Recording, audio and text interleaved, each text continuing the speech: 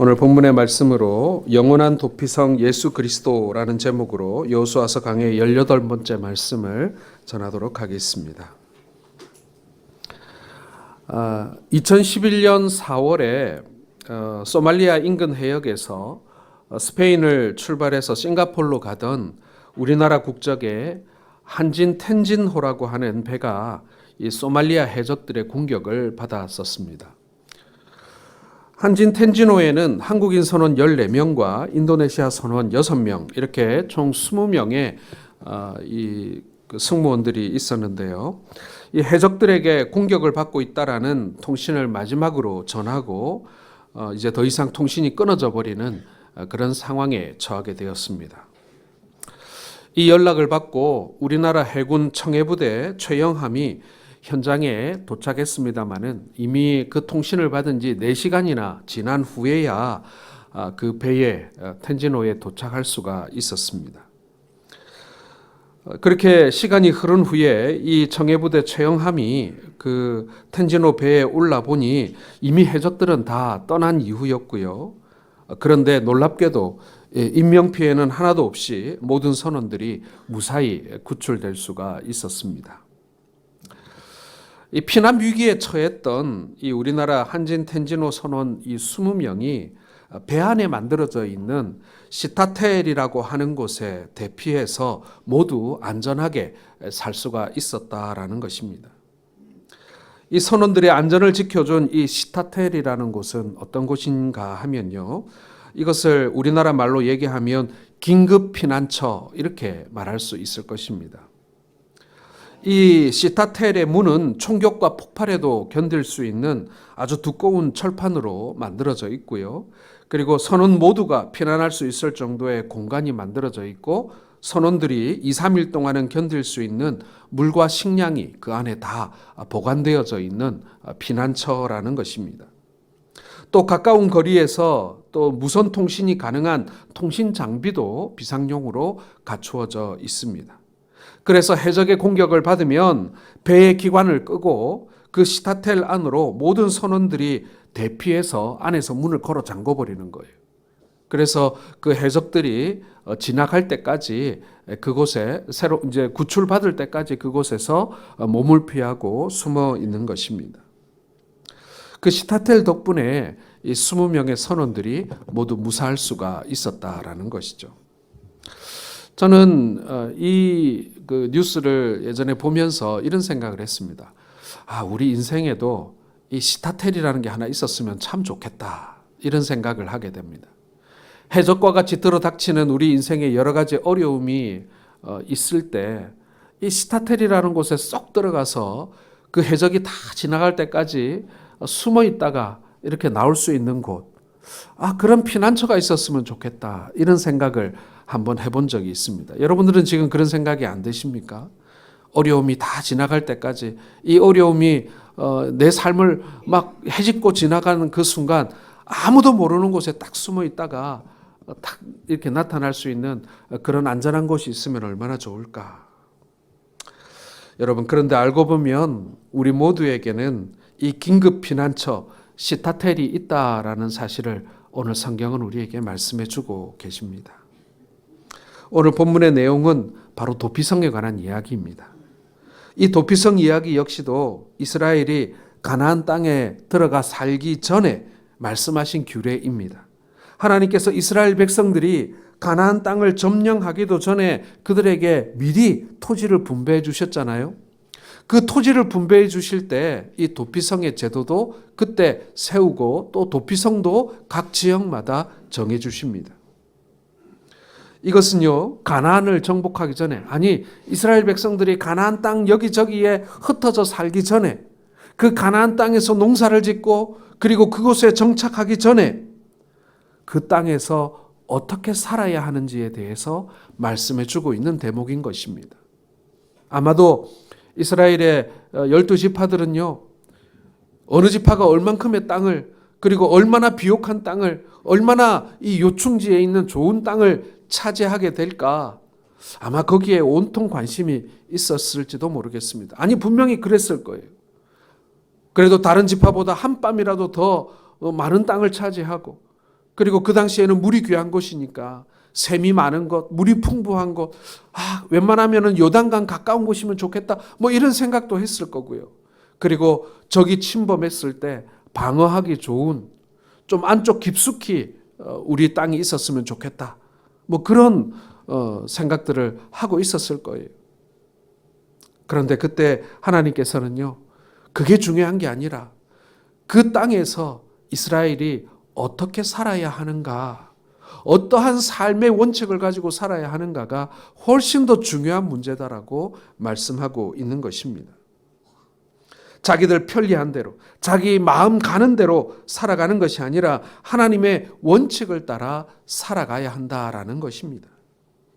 그런 의미에서 여러분, 이스라엘 백성들이 여러분 가나안 땅을 분배받을 때 어떻게 분배받습니까? 뭘 해서 그 땅을 분배받습니까? 그렇죠. 제비뽑기를 해서 땅을 분배받는 것이죠. 이것은요, 이 하나님의 은혜로 얻은 땅이기 때문에 이 불평불만 없이 나눠주기 위해서 이 제비뽑기, 이 복불복이야 이러고 나눠준 것이 아니라는 것입니다. 이스라엘 백성들의 그런 불평불만, 여러분 가나안 땅이라는 것이 다 똑같은 땅이 아니잖아요. 다 다르거든요. 엄청 다양합니다. 그렇기 때문에 불평도 있고 불만도 있을 수 있는데 그것을 잠재우기 위해서 이 제비뽑기라는 제도를 하나님께서 사용하신 것이 아니에요.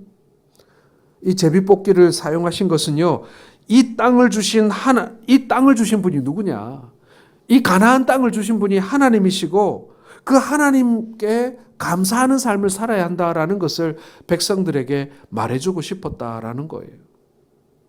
백성들이 자신들의 피와 땀으로 얻은 땅이라고 한다면 불평이 있을 수 있죠. 야, 우리는 더 전쟁할 때 더 고생했는데, 우리가 이 땅에 가나안 땅 들어올 때 우리가 공로가 더 많은데 우리에게 더 좋은 땅, 더 많은 땅을 줘야지라고 하니까 그 다툼을 줄이기 위해서 제비뽑기 했다. 이게 아니라 우리는 아무 공로 없지만 하나님이 거저 주신 땅이다. 그래서 조금 넓은 땅, 혹은 조금 좁은 땅, 조금 더 비옥한 땅, 아니 조금 상대적으로 척박한 땅을 얻었다 할지라도 하나님의 은혜인 줄 알고 자족하고 감사하라라는 의미에서 제비뽑기를 하신 것입니다. 이것은요, 이스라엘 안에 이제 이스라엘 백성들이 살아가는 삶에 있어 새로운 원칙이 세워졌다라는 것을 말씀해 주고 있는 것입니다. 자, 오늘 2절과 3절을 보게 되면 하나님께서 이 도피성을 제정하신 그것을 보여주고 있습니다. 특별히 부지 중에 실수로 사람을 죽인 자를 도망하게 하기 위해서 하나님께서 이 도피성을 만드셨다라고 말씀은 기록하고 있습니다.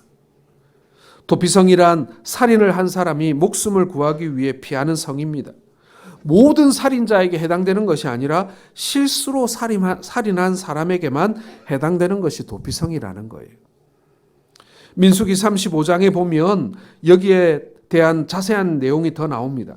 불의한 사고로 사람을 죽이게 된 자가 이 성으로 피하도록 되어 있는데, 이것은 죽은 자의 친족들의 보복으로부터 피하기 위해 내려진 조치다라는 것입니다. 여러분, 이때는요, 법보다 뭐가 더 가까운 시기예요? 칼이 더 손쉽고 간단한 해결 방법이었어요. 이걸 뭘 재판까지 해? 내 칼로 모든 것을 해결할 수 있어. 이런 시대였단 말이에요. 그러면은요, 이게 뭐 정글 아니겠습니까? 야생의 시대 아니겠어요? 하나님께서는 그렇게 하지 못하게 하셨다라는 것입니다. 피해 보수자라는 것은 죽은 자의 가까운 친척으로서 죽은 자의 억울함을 복수할 의무가 있는 자를 말하는 것입니다. 이 복수로부터 살인자를 보호하는 것이 도피성이다라는 것입니다. 자, 오늘 6절 말씀 다시 한번 읽어보겠습니다. 시작. 그 살인자는 회중 앞에 서서 재판을 받기까지 또는 거주하다가 그 후에 그 살인한 자는 그 성읍 곧 자기가 도망하여 나온 자기 성읍 자기 집으로 돌아갈지니라 하라 하시니라. 자, 이렇게 고의가 아닌 실수였음이 판명될 때까지 그 도피성에서 살 수 있다라는 것입니다. 보호받을 수 있다는 것이죠. 언제까지 사느냐면 도피성에 거하고 있는 대제사장이 죽을 때까지라는 것입니다. 그리고 그 대제사장이 죽고 나면 그때부터는 자유의 몸이 되는 것입니다. 그리고 그 누구도 자유의 몸이 된 그 사람에게 옛날 죄에 대하여 복수하거나 책망할 수 없었다라는 것입니다. 사랑하는 성도 여러분, 하나님께서 이러한 도피성 제도를 이스라엘 가운데 두신 제도가 무엇이겠습니까? 첫 번째는 여러분, 이스라엘이 자유의 몸이 되고 가나안 땅에서 살아갈 수 있게 된 것이 누구의 덕분인가를 보여주기 위한 제도였다라는 것입니다. 이스라엘이 가나안에 와서 살게 된 것이 누구 때문인가, 누구 덕분인가, 그것을 알려주기 위한 제도가 이 도피성이다라는 것이죠. 자, 비록 실수로 사람을 죽였다 해도 피해자 입장에서 보자면 그 사람의 실수를 보는 것이 아니라 나의 부모, 나의 형제가 너 때문에 지금 죽었다. 그게 더 중요하지 않겠어요? 그게 더 마음에 오고 그리고 눈에 보이는 것 아니겠습니까? 그리고 피해 복수를 하기 위해서 그 사람을 찾아다닐 것입니다. 만약 도피성이 없다면 가해자는 피해자에 의해서 살인의 대가로 죽임을 당하게 되는 것입니다. 그러한 살인자가 도피성에 의해 보호를 받게 되는 것입니다. 즉 죽어야 할 자가 도피성에 의해서 죽임을 면하게 된 것입니다. 눈에는 눈, 이에는 이 아니겠습니까? 생명에는 생명으로 갚는 것입니다. 그리고 그 도피성에 거하고 있던 대제사장이 죽으면 살인자는 더 이상 도피성에 매일 필요가 없이 자유의 몸이 되는 것입니다. 자유의 몸이 된 이상 피해자의 친족들도 그에게 죄를 물을 수가 없었던 것이죠. 여러분, 하나님은 이스라엘 안에 이 도피성을 두시고 그 도피성에는 대제사장을 두셨습니다. 대제사장이 아무 데서나 살 수 있는 게 아니었어요. 대제사장들은요, 이스라엘 안에 정해져 있는 도피성에 거주해야만 했습니다. 반드시 그렇게 해야만 했다는 거예요. 이 모든 것이 오늘날의 예수 그리스도의 피의 은혜를 말하고 있는 것입니다. 도피성으로 피한 살인자는 대제사장의 죽음으로써 자유를 얻습니다. 도피성에 피한 살인자가 그런 생각 안 하겠습니까? 우리 성에 살고 있는 저 대제사장이 빨리 죽어야 내가 집에 돌아갈 텐데, 그런 생각을 할 수도 있지 않겠어요. 대제사장이 죽기 전에는 그 도피성이라고 하는 제도에 이 죄인은 매여 있어야만 했다라는 것입니다. 성 밖으로 나올 수도 없었어요. 성 밖에 나갔다가 죽임을 당하면 그거는 자기 책임인 거예요. 그러나 대제사장이 죽으면 자유의 몸이 됩니다. 저는 여러분, 이것이 우리 성도의 모습이지 않는가 생각이 되어집니다. 하나님은 이스라엘 백성들이 대제사장 되신 그리스도의 피라고 하는 은혜 안에서 살기를 원하시는 것입니다. 그들의 자유는 오직 어린 양의 피로 인해서 주어지는 자유임을 잊지 않기를 하나님께서는 원하시는 거예요. 이스라엘 역시도 하나님의 장차 재앙으로 죽어야 할 자들이었지만 문설주에 바른 어린 양의 피가 그들을 죽음으로부터 구해주지 않았습니까? 애굽에서 나올 때를 한번 생각해 보세요. 어린 양의 피가 문설주에 발라져 있었기에 그들은 살아서 애굽을 빠져나올 수가 있었던 것입니다. 이것을 잊지 말라고 그들 안에 도피성을 세운 것입니다.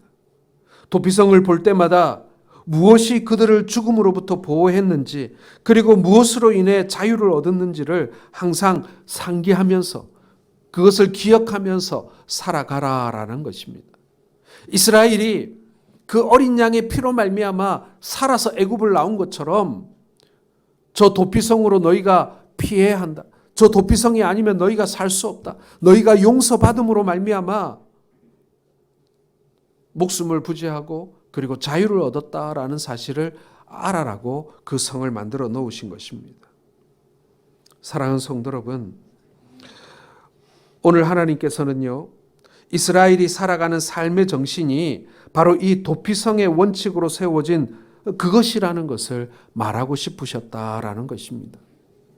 너희가 너희의 힘으로, 너희의 공로로 애굽을 나오고 가나안에 들어오고 가나안의 땅을 얻고, 그게 아니라 오로지 하나님의 은혜와 긍휼로 너희가 오늘 여기까지 와 살게 되었고 나라를 세우게 되었다라는 것을 알려주고자 했다라는 것입니다. 그러므로 여러분, 이것은 이스라엘의 삶의 원칙이었어요. 그리고 오늘을 살아가는 우리 성도들의 삶의 원칙이기도 한다라는 것입니다. 삶의 방식으로서의 도피성, 하나님의 은혜가 바로 우리 삶의 중요한 원칙이다라는 것을 오늘 본문은 우리에게 말씀해 주고 있는 것입니다. 실수로 사람을 죽이고 가해자와 피해자가 발생되는 것은 사람과 사람의 만남이 있었기 때문에 생긴 일 아니겠습니까? 결국 인간의 만남 속에서 발생되어지는 여러 가지 실수와 상황 속에서 과연 하나님의 은혜를 원칙으로 하는 삶을 살아가고 있는지를 확인되어지고 있는 것입니다. 그걸 지금 오늘 하나님께서는 확인하고자 하셨다라는 거예요. 오늘 이스라엘 백성들이 가나안까지 오게 된 그 여정이 하나님의 긍휼이고 하나님의 은혜였다라고 한다면 가나안 땅에서 살아가고 있는 이스라엘 백성들 역시도 그 하나님의 은혜의 원칙을 따라 살아야 한다. 그것을 말씀해 주고 있는 거고요. 그리고 여러분, 그 구약의 시대를 지나서 예수 그리스도를 경험하고 그 예수 그리스도를 주로 모시고 살고 있는 우리들 역시도 우리가 예수 그리스도의 십자가라고 하는 하나님의 놀라운 사랑과 은혜를 경험한 사람이라면 우리의 삶의 원칙도 그 무엇보다도 하나님의 은혜이어야 한다. 오늘 그것을 우리에게 말씀해 주고 있는 것입니다. 가해자는 도피성에서 보호를 받고 제사장이 죽은 후에 자유를 얻음으로써 내 생명은 하나님의 은혜로 새롭게 주어진 생명이다라는 것을 체험할 수 있었습니다. 이제 새로운 생명이죠. 자기 죽어야 되는데 안 죽고 살았으니까요. 피해 보수자의 손에 의해 죽음을 당해야 할 자신이 도피성 때문에 보호를 받고 또 제사장의 죽음으로 인해서 자유를 얻었다라는 것은 이것은 자기 인생의 일생일대의 대사건인 것입니다. 과연 오늘 우리에게도 이러한 체험이 있는지 물어보지 않을 수가 없는 것입니다. 물론 지금 우리나라에는 도피성이라는 제도가 없습니다. 아무리 실수로 사람을 죽였다고 해도 그에 대한 처벌을 받아야 합니다. 과실치상, 과실치사 그런 게 있지 않습니까? 또 누군가가 내 친족을 죽였다고 해서 내 손으로 복수할 수도 없습니다. 도피성의 제도는요, 제도 자체가 오늘날 우리에게 적용되는 것은 아닙니다. 그러나 이 도피성의 의미가 오늘 우리에게 적용되고 있는 것입니다. 죽임을 당해야 할 자가 무엇으로 용서를 받고 살고 있느냐 하는 것입니다. 반면에 피해자는 어떻습니까? 피해자는 가해자가 도피성에 피함으로 보호받고 있는 것을 그냥 바라봐야 합니다. 어떻게 할 수가 없어요. 그리고 나중에 이 제사장이 죽고 자유의 몸으로 버젓이 자기의 집으로 돌아가 살아가고 있는 것을 또 봐야 해요.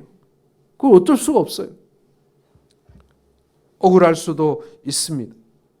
도대체 무엇 때문에 사람을 죽인 자가 보호를 받고 나중에 자유를 얻어 살아가고 있는지 이거 이해 안 되기도 합니다만은 그것을 바라봐야 하는 것이 이 피해자와 피해자 가족의 입장인 것입니다. 결국 여러분, 가해자나 피해자나 동일하게 이 도피성에 나타나는 하나님의 사랑과 은혜가 무엇인지 생각할 수밖에 없는 거예요. 가해자는 이 제도가 아니었으면, 이 도피성이 아니었으면 나는 벌써 죽었을 텐데 그것을 생각해야 했을 것이고요. 그리고 피해자들은 어떻습니까? 아니 도대체 하나님의 은혜가 무엇이기에 저 살인자도 용서해 주시는 건가? 때로는 울컥하고 억울한 마음도 들고 또 한편으로는 하나님께서 이런 제도를 만들어서 내 손에 또 피를 묻히지 않게 하셨구나라는 생각도 하면서 그 상황을 바라봐야 하는 거예요. 공통적으로 뭡니까? 가해자나 피해자나 뭘 생각해야 되는 거예요? 이것이 하나님의 은혜인가? 여러분, 그것을 생각하며 살 수밖에 없는 것입니다. 여러분, 실수로 사람을 죽였다는 것은요, 내 의지도 아니고 내 생각도 아니고 내 계획도 아닙니다. 죽일 마음이 없이 사람을 밀쳤는데 넘어져 죽어버렸다든가, 함께 나무를 하고 있는데 도끼가 쑥 빠지면서 옆 사람이 그것에 맞아서 죽었다든가, 이 모든 일들이 자기의 의지와는 상관없이 일어난 일들입니다. 그렇다면 이런 일들이 진짜 우연이겠습니까? 여러분, 우연이 아니라 하나님이 행하신 일들입니다. 가해자와 피해자를 만들어서 그들 속에 하나님의 은혜를 담아 증거하시기 위해서 이러한 일들이 일어나는 것입니다. 물론 우리 하나님은 악을 조장하시는 분은 아닙니다. 그리고 그 악의 주관자도 아닙니다. 하지만은 이 모든 일들을 아시고 그 모든 일들에 섭리하시는 하나님이시다라는 것이죠. 가해자는 제사장이 죽음으로써 비로소 자유의 몸이 됩니다. 그리고 그 누구도 그 죄에 대하여 물을 수가 없습니다. 대제사장이 죽음으로써 모든 죄가 해결되었기 때문에 그런 것입니다. 결국 가해자를 통해서 보여지는 것은요, 우리의 죄를 대신 지시고 죽으신 예수님이다라는 것입니다. 누군가의 죽음이 있어야 해요. 그것이 가해자의 죽음인 것이 마땅하지만, 그러나 오늘 성경은요, 대제사장의 죽음으로써 그 가해자의 목숨을 대신하고 있는 것입니다.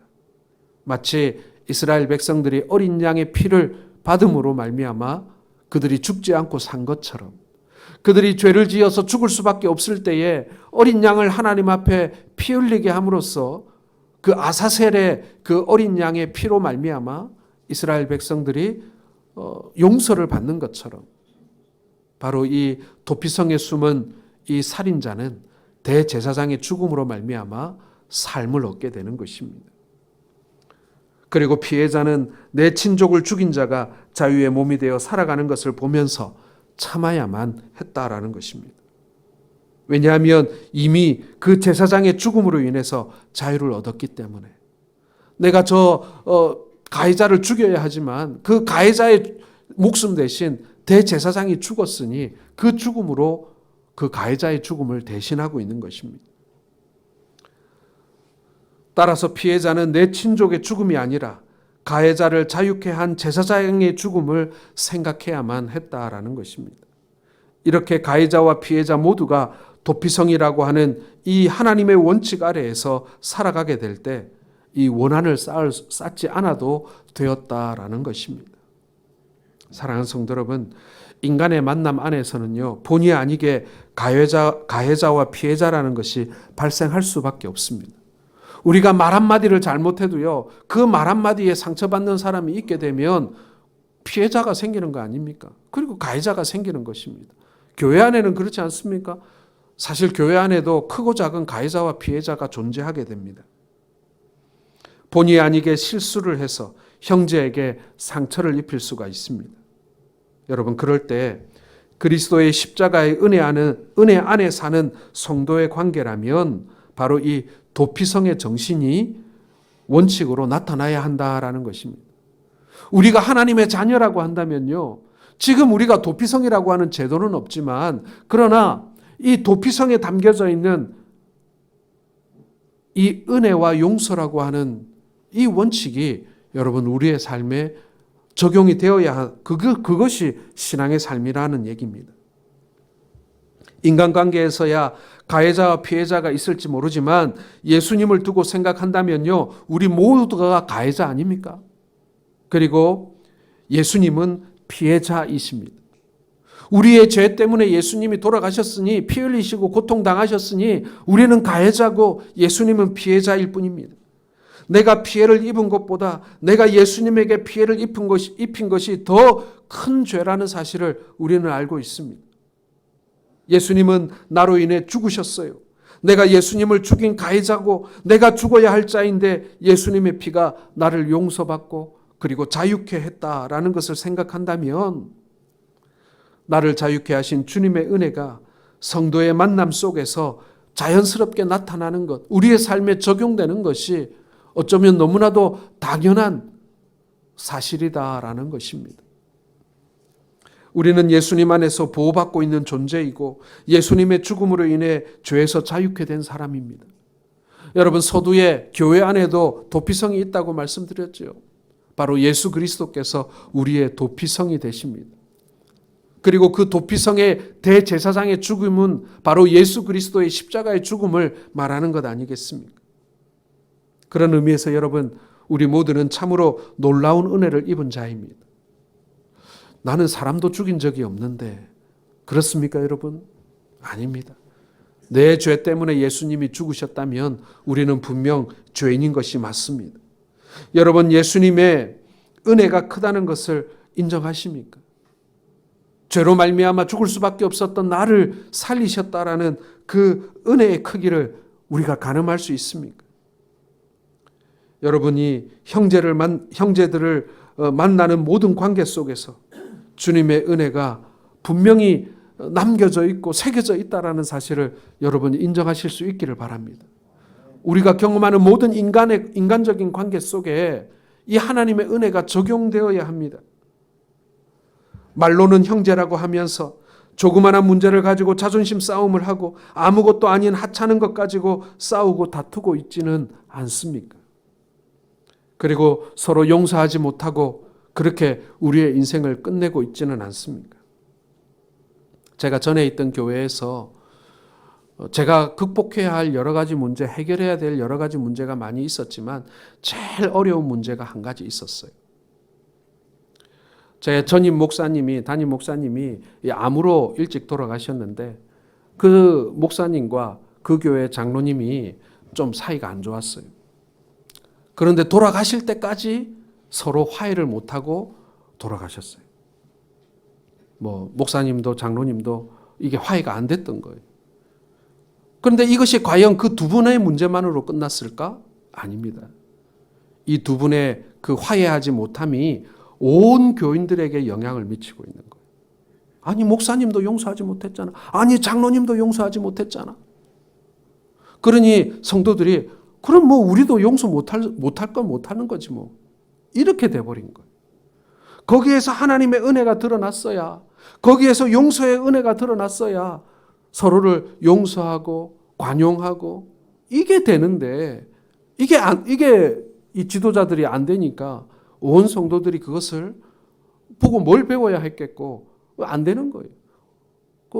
어떤 사이 나쁜 분을 이렇게 얘기해 보면 우리는 이미 돌아올 수 없는 강을 건넜어요. 이렇게 얘기하더라고요.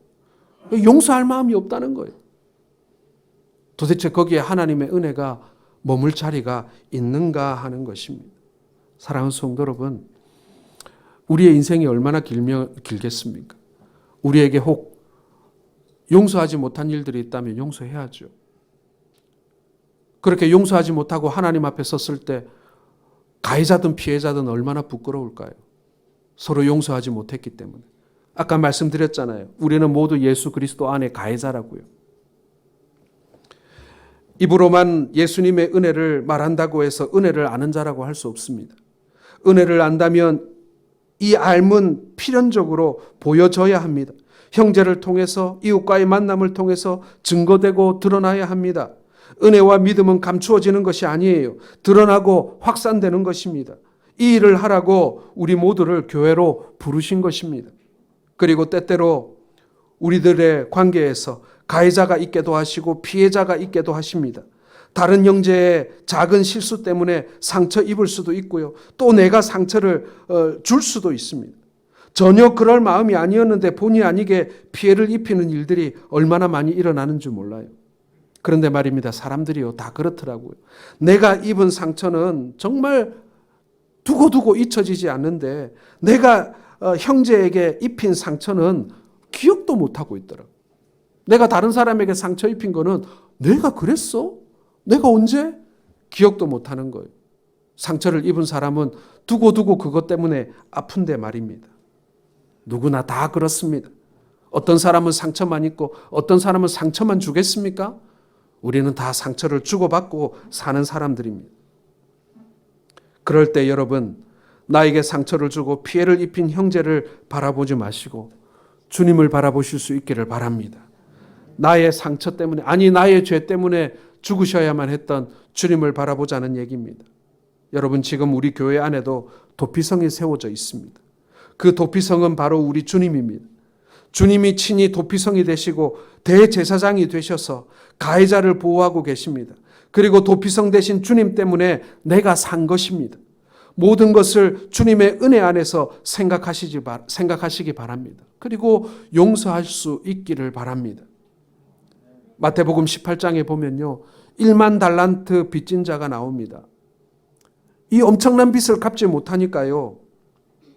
그 주인이 그 자신의 몸과 그리고 처자식을 다 그리고 재산을 다 팔아서 그것을 갚으라고 얘기합니다. 그러자 이 종이 주인에게 엎드려서 제발 좀 용서해 달라고 하자 그 주인이 그 종을 불쌍히 여겨서 그 1만 달란트나 되는 빚을 탕감해 주죠.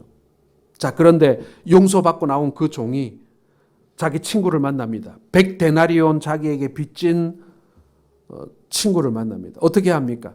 그 100데나리온 갚으라고 멱살 잡고 흔들다가 갚을 돈이 없다는 걸 알자 감옥에 가둬버립니다. 사랑하는 성도 여러분, 예수님은 이 말씀을 하시면서요, 바로 천국이라는 것은 결산하려고 하는 이 주인과 같다, 임금과 같다라는 말씀을 하십니다. 1만 달란트, 도저히 한 사람의 인생으로는 다 갚을 수 없는 엄청난 빚을 탕감해 준 그 임금이 바로 이 천국과 같다. 이렇게 말씀하고 있는 것입니다.